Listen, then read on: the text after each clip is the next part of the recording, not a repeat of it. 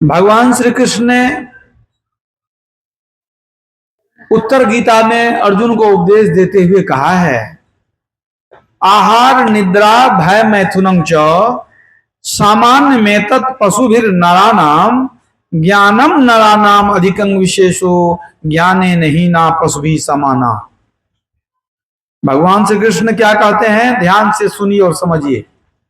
वो कहते हैं कि आहार निद्रा भय और मैथुन, ये चार बात मनुष्य और पशु में एक समान है। कैसे?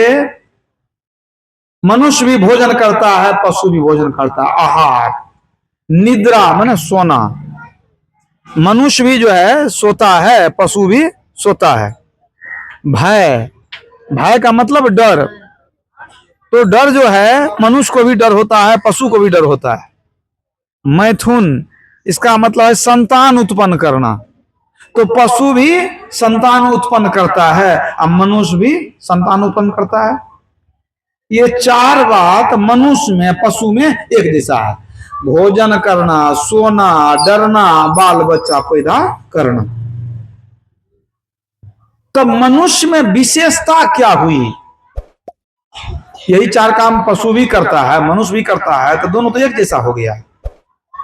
तो मनुष्य में विशेषता क्या है? तो भगवान श्री कृष्ण कहते हैं मनुष्य में ज्ञान की विशेषता है।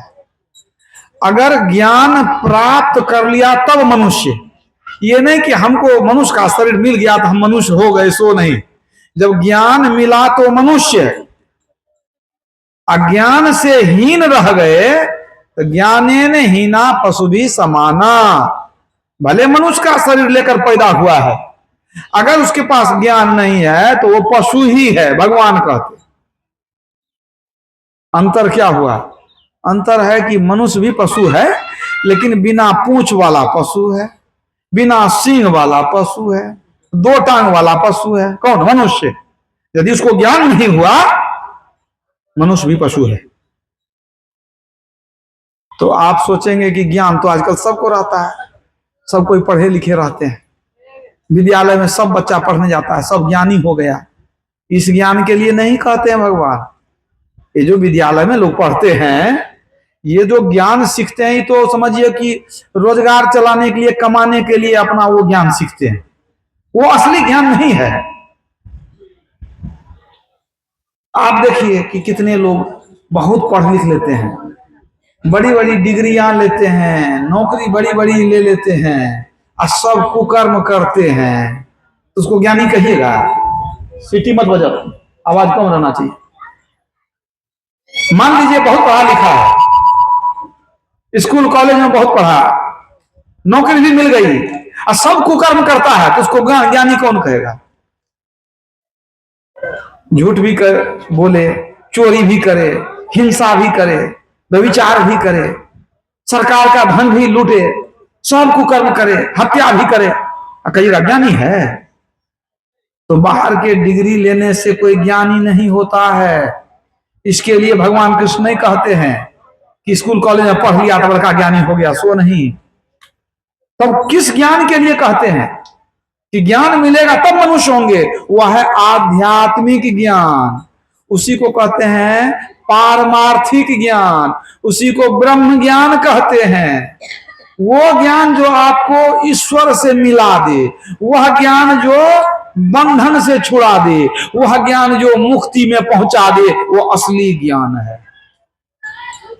कबीर साहब पढ़े लिखे नहीं थे, कागज मसी छुओ नहीं, कलम गहियो नहीं हाथ, बिल्कुल पढ़े लिखे नहीं थे, कभी कागज कलम नहीं छुए।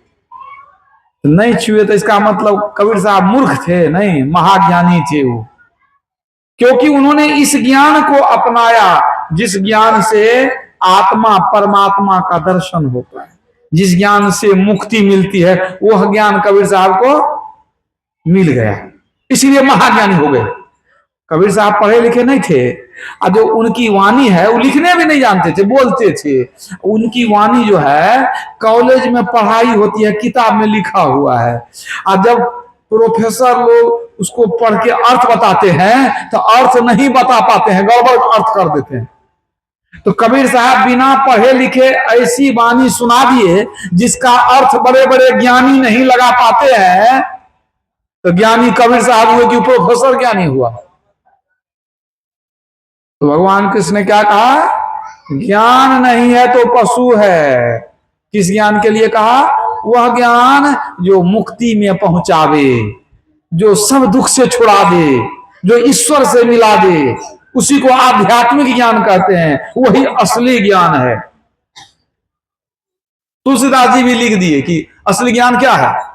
धर्म ते विरति योग ते ज्ञाना, ज्ञान मोक्ष प्रद वेद बखाना। धर्म ते विरति योग ते ज्ञाना, ज्ञान मोक्ष प्रद वेद बखाना। तुलसीदास जी कहते हैं ज्ञान से मोक्ष होता है। मोक्ष में क्या? जन्म मरण से छूट जाना। और जन्म मरण में रहेंगे तो दुख तो होगा, जन्मने में दुख, मरने में दुख, और जीवन भर दुख। और जब इससे निकल जाएंगे उसी को मुक्ति को।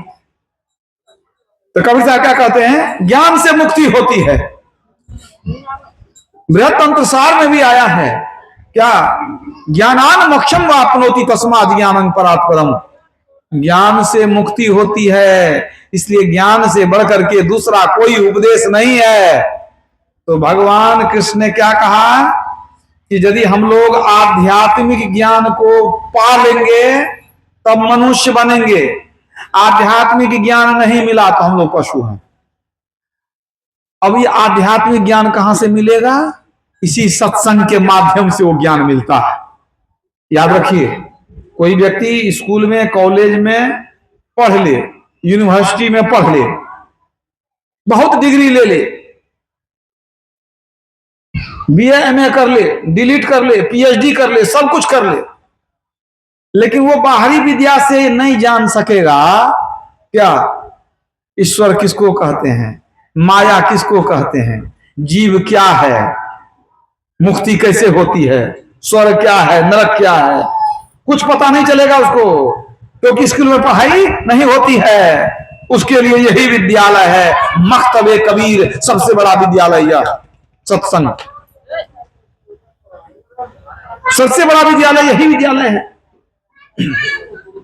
कुछ विद्वान लोग थे, पढ़े लिखे प्रोफेसर लोग, एक बार आए कुपा घाट। जब गुरु महाराज महर्षि में ही बाबा शरीर में थे, मैं जाता था उनका दर्शन करने कुपा घाट, जब शरीर में थे, मैं ही बाबा, बहुत दिनों से मैं भागलपुर में हूं। तो वहां विद्वान लोग आए, महर्षि में ही बाबा से भेंट किए। वो लोग पहली बार आए थे। उन्होंने पूछा कि बाबा आपके संस्था में स्कूल कॉलेज है कि नहीं, कॉलेज वगैरह है? बहुत संस्था में वो लोग अपना कॉलेज खोलते हैं जहां विद्यार्थी लोग पढ़ता है। तो गुरु महाराज को पूछे कि आपके यहाँ कॉलेज है? गुरु महाराज ने कहा बहुत कॉलेज है। तो कुछ लोग वहां बैठे थे, मन में सोचे कि आज तक तो सुने नहीं कि गुरु महाराज कॉलेज खोले हैं, आ कहते बहुत कॉलेज है, कैसे कह दिए। तो उन लोगों ने पूछा कि महाराज तो कौन सा कॉलेज है, बता दीजिए। तो गुरु महाराज ने कहा कि देखिए, गांव गांव में हमारा सत्संग मंदिर है, समझ रहे हैं कि नहीं? गांव गांव में हमारा सत्संग मंदिर है। हमारा जितना सत्संग मंदिर है ना, सब हमारा कॉलेज है। वहीं पर जाकर के लोगों को नॉलेज होता है, ज्ञान होता है। और एक बात समझिए, आपके यहाँ जो कॉलेज है तो उसमें नाम लिखते हैं विद्यार्थी का, तो कैसे लिखते हैं? पहले मैट्रिक पास करके आता है तब आप नाम लिखते हैं उसमें। हमारा जो कॉलेज है ना, उसमें हसुआ पास, कचिया पास, हॉल पास, सबका नाम लिखते हैं हम, सबका नाम लिखते हैं।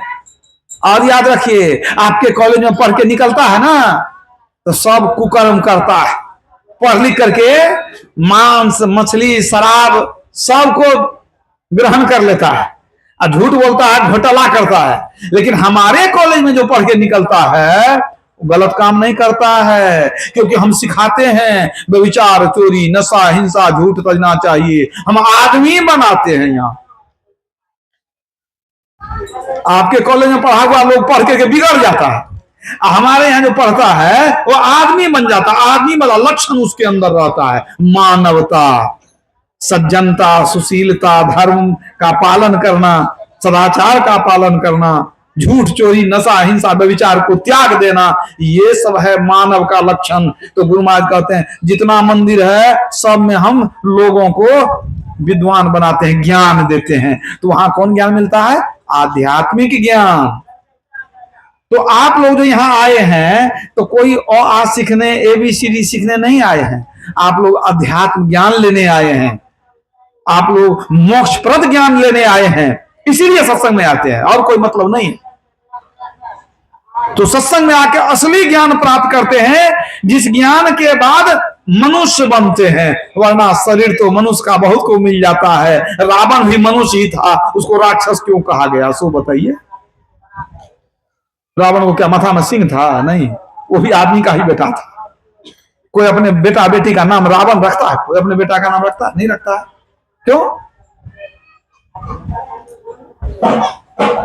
वो सच्चे ज्ञान से हीन था, वो कभी सत्संग सुनता नहीं था, साधु संतों का सम्मान नहीं करता था, इसलिए राम के द्वारा मारा चला गया। तो असली ज्ञान सीखने के लिए आप लोग यहां आए हैं, याद रखिए। ये जो ज्ञान है इसमें एक और खूबी है। संसार का जो ज्ञान है, जो किताब में पढ़ते हैं स्कूल कॉलेज में, तो शरीर छूट गया तो वो ज्ञान खत्म हो गया, उसका मरने के बाद कोई काम नहीं देगा वो ज्ञान।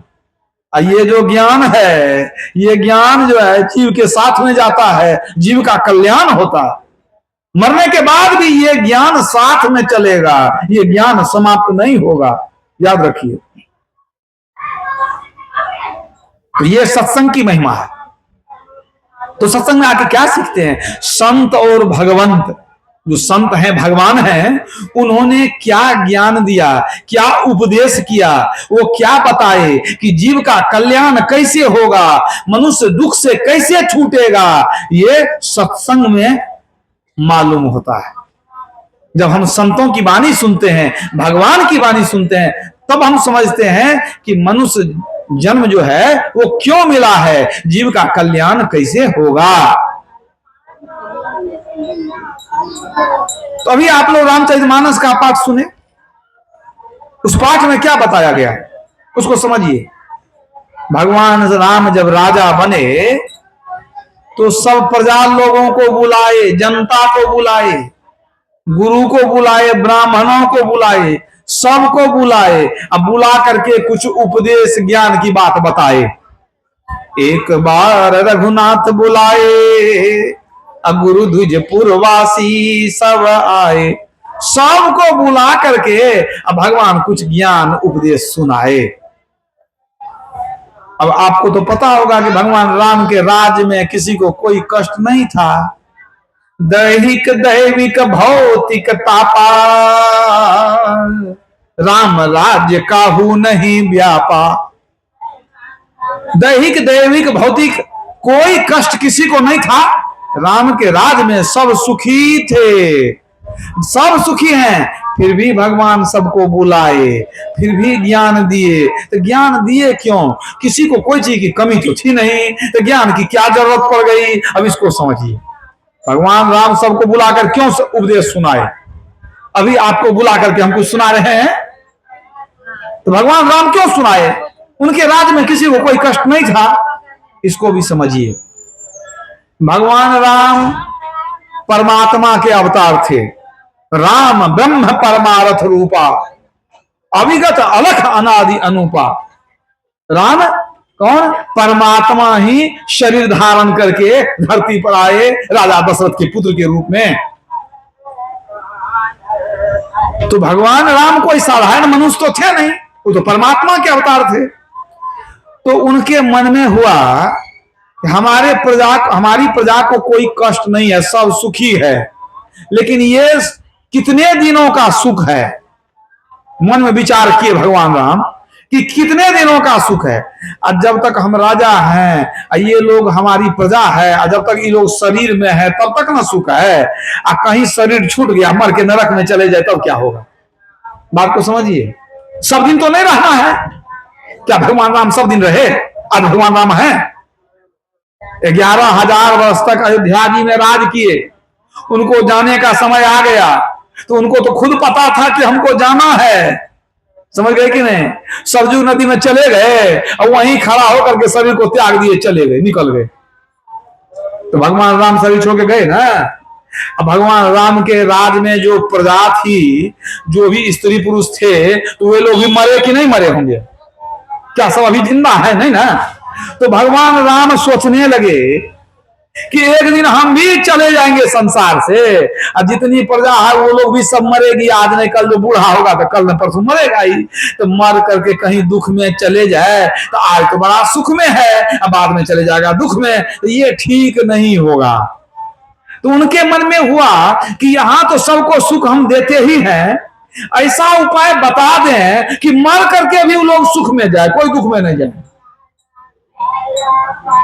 बात को समझिए कि मरने के बाद भी सुख हो, इसके लिए भगवान राम सबको बुलाए, इसीलिए ज्ञान दिए। क्या कह दिए? सुनहु सकल पूजन मम वाणी, कहूं न कछु ममता आनी, नहीं अनीति नहीं कछु प्रभुताई, सुनहु करहु जो तुम्हें सुहाई। कहते हे प्रजाजनों, मेरी बात को सुनिए ध्यान से। मैं कुछ ममता के वशीभूत होकर नहीं कहता हूं। अब मैं जो कहूंगा तो आप सुनिए बढ़िया से, अच्छा लगे तो कीजिए, नहीं अच्छा लगे तो मत कीजिए। सुनाऊ करो जो तुम्हें सुहाई, सुन लीजिए, अच्छा लगे तब कीजिए। जबरदस्ती नहीं कि हम राजा हैं तो मार मार के आपको करवाएंगे, सो नहीं। ज्ञान दे देते हैं, अच्छा लगे तो कीजिए, नहीं अच्छा लगे तो नरक में जाकर सड़िए। कहने का मतलब यही है कि हम तो बताएंगे ये बात कि मरने के बाद भी सुख हो, तो जो बात मान लेगा मरने के बाद भी सुख में जाएगा, और जो बात नहीं मानेगा कहां जाएगा? तब जमदूत आके ले जाएगा, तुझे नरक बीच डुबाएगा, ब्रह्मानंद फिर पछताएगा। तुझे याद हो कि नहीं याद हो? उसको तो पछताना ही पड़ेगा। तो भगवान सबको बुलाकर उपदेश किए। भगवान चाहते थे कि शरीर रहते भी सुख हो और मरने के बाद भी सुख हो, इसीलिए उपदेश किए भगवान राम। और वही उपदेश हम आपको आज सुना रहे हैं। मान लीजिए आप रामायण कभी पढ़े नहीं, आप कभी जाने नहीं, लेकिन सत्संग करेंगे तो जो भगवान कहे वही यहां बैठ के सुन लीजिएगा ना, तो ज्ञान तो आपको हो गया। रामायण पढ़े कि नहीं पढ़े, ज्ञान आपको मिल गया। अगर भगवान की बात को आप मान लेंगे तो निश्चित भगवान कृपा करेंगे, आपका कल्याण हो जाएगा। भगवान राम ने क्या कहा? बड़े भाग मानुष तनु पावा, सुर दुर्लभ सब ग्रंथ ही गावा। बड़े भाग से मनुष्य का शरीर मिलता है, बहुत भटकने पर मनुष्य शरीर मिलता है।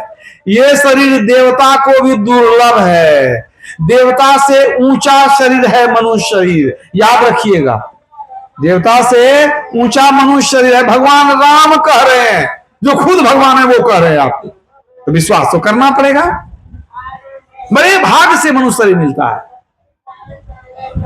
और जिसका बड़ा भाग नहीं है उसको क्या मिलता है?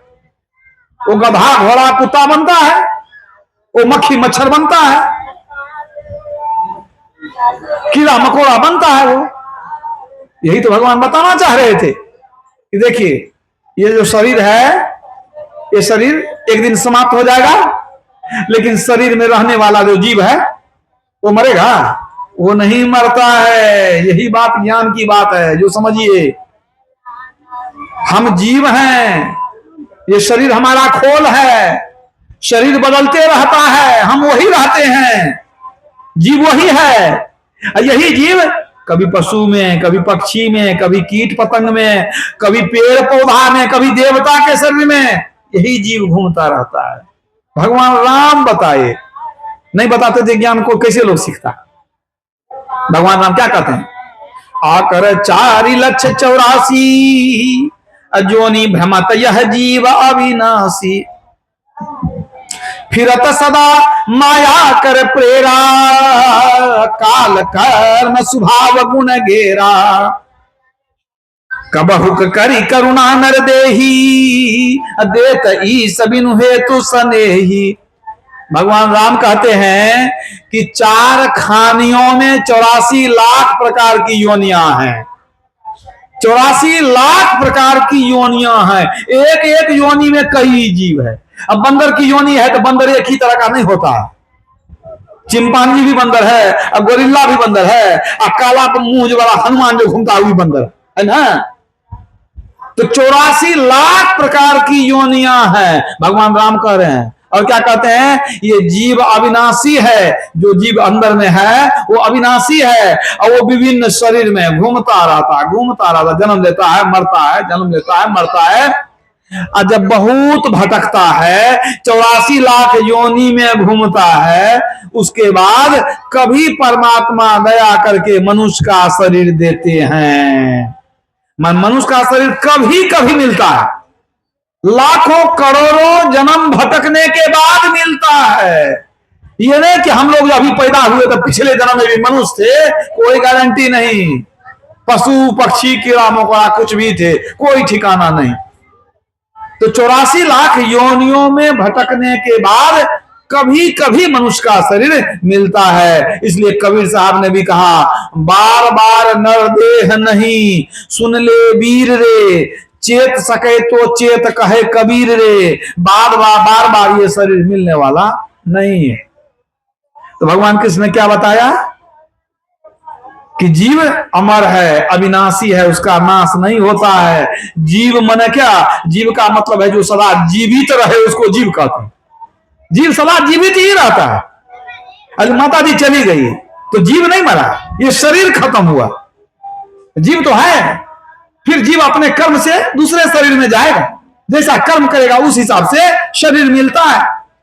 आज हम लोग मनुष्य शरीर में हैं, बड़ा भाग्य है। अब देखिए, हम लोगों से बहुत बलशाली है हाथी, है ना। कोई मर के हाथी बनना चाहते हैं, कोई नहीं बनना चाहेगा।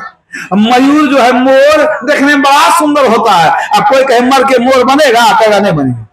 सोच लीजिए, ये सबसे उत्तम शरीर यही है। किसी दूसरे शरीर में जाना कोई नहीं चाहता है। बहुत भटकने के बाद यहां आए। राधा स्वामी साहब ने कहा, यह तन दुर्लभ तुमने पाया, कोटि जन्म भटका जब खाया। कहते हैं करोड़ों जन्म भटके हो तब तो मनुष्य शरीर मिला है। लेकिन क्यों मिला है, किस काम के लिए मिला है, इसको जानना जरूरी है। अब मनुष्य शरीर मिल गया, काम करते हैं गधा वाला, काम करते हैं कुत्ता वाला, तो पशु वाला काम करेंगे तो मरने के बाद फिर पशु बनेंगे। याद रखिएगा, जो पशु वाला लक्षण अपनाएगा, पशु के गुण को अपनाएगा, तो मरने के बाद फिर वो पशु ही बनेगा।